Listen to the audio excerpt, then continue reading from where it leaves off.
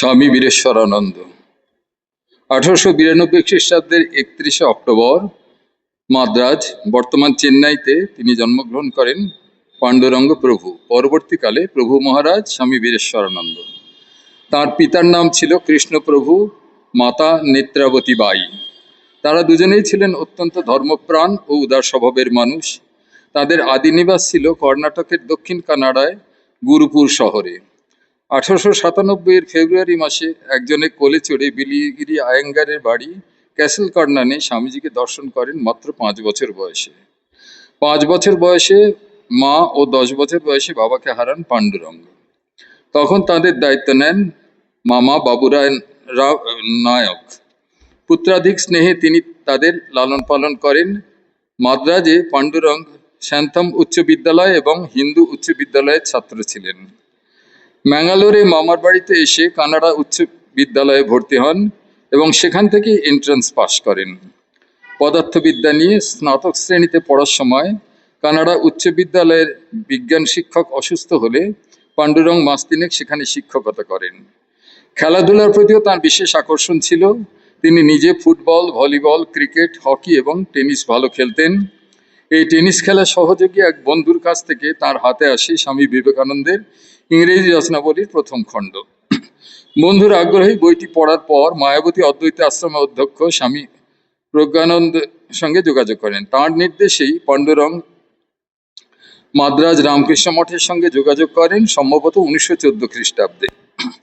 1916 খ্রিস্টাব্দে আইন পরীক্ষা দিয়ে ব্রহ্মচারী হিসেবে মাদ্রাজ মঠে যোগদান করেন।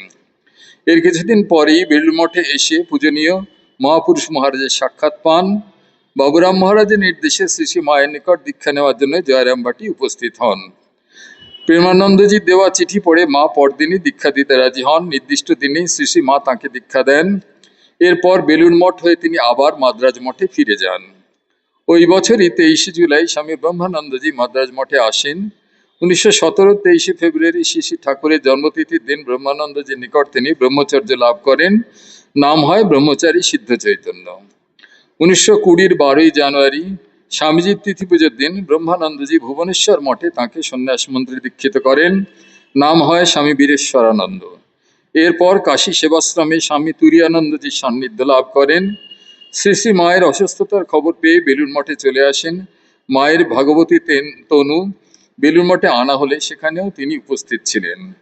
1921 খ্রিস্টাব্দে মায়াবতী অদ্বৈত আশ্রমে কর্মীরূপে যোগদান করেন। পরে অদ্বৈত আশ্রমের কলকাতা শাখার ম্যানেজার নিযুক্ত হন। 1927 14ই এপ্রিল থেকে 10 বছর অদ্বৈত আশ্রমের অধ্যক্ষ ছিলেন।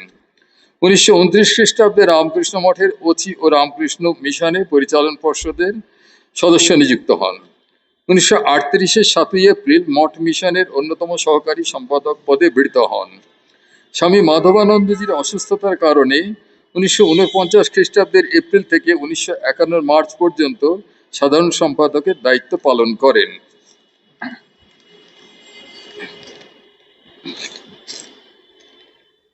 পুনরায় 1961 খ্রিস্টাব্দে 7ই এপ্রিল থেকে 1966 খ্রিস্টাব্দে সংঘাধ্যক্ষ হওয়ার পূর্ব পর্যন্ত তিনি সাধারণ সম্পাদকের পদেই অধিষ্ঠিত ছিলেন।